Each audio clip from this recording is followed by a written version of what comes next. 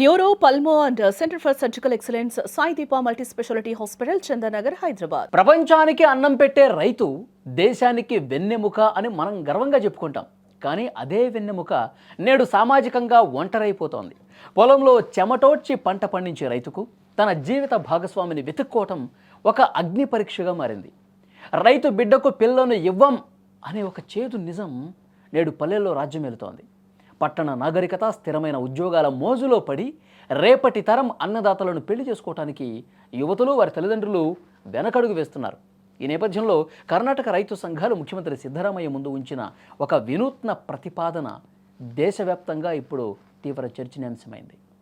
ఇటీవల జరిగిన కర్ణాటకలో బడ్జెట్ సన్నాహక సమావేశం ఒక చారిత్రాత్మక డిమాండ్కి వేదికైంది. వ్యవసాయం చేసే యువకులను వివాహం చేసుకునే యువతులకు ప్రభుత్వం తరఫున 10 లక్షల ఫిక్స్డ్ డిపాజిట్ చేయాలని రైతు నేతలు డిమాండ్ చేశారు. వ్యవసాయం వైపు యువతను, ముఖ్యంగా యువతులను ప్రోత్సహించాలంటే ఇటువంటి విప్లవాత్మకమైన నిర్ణయాలు అవసరమని వారు వాదించారు.